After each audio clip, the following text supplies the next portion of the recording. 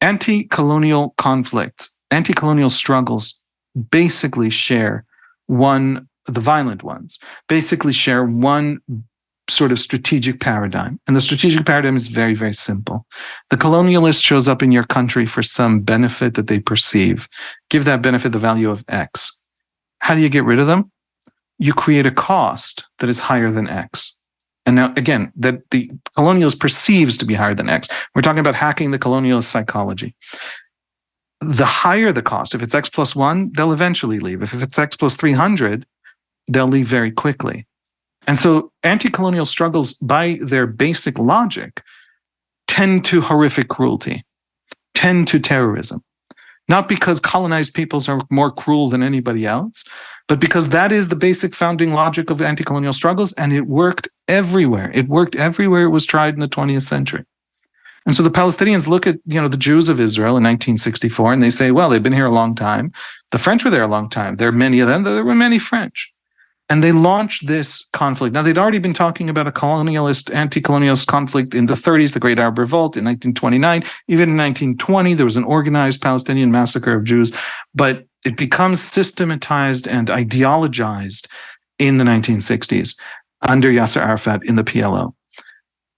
Why, if you're Hamas and you have the chance to murder Israeli civilians, why would you do it in the most horrific ways imaginable?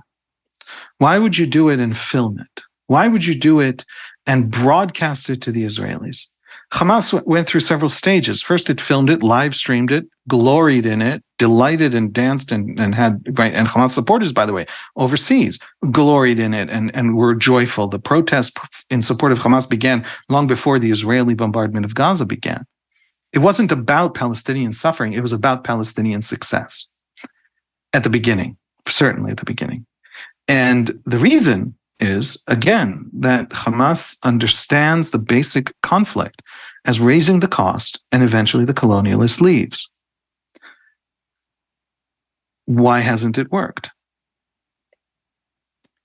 Because, as Golda Meir said, we have no place to go. We have no place to go. This is not a shallow point, and it's not an ideological point. It's not that Zionist ideology tells us we have no place to go. It's not that I tell my children that they're part of this imagined community. All nations are imagined. Is there even such a thing as a nation? It's not any of those kinds of ideational, elitist kinds of conceptions. We have no place to go in both the historical experience sense and in the literal current political sense. Where do we come from? 50% of us come from the Arab world. 50% of the Jews, most Israeli citizens are Arabs. If 50% of the Israeli Jews are Arabs and all the Israeli Arabs are Arabs, that's 70% of 65% of Israelis. I'm not good at math. That's why I went into the humanities. But we belong in the Middle East more than in anywhere else. What does that mean? That means that if you want to kick us out like the French back to France, you have to have a very serious conversation with the Baghdadis, because about a third of the real estate of Baghdad belongs to Jews who were forced to flee.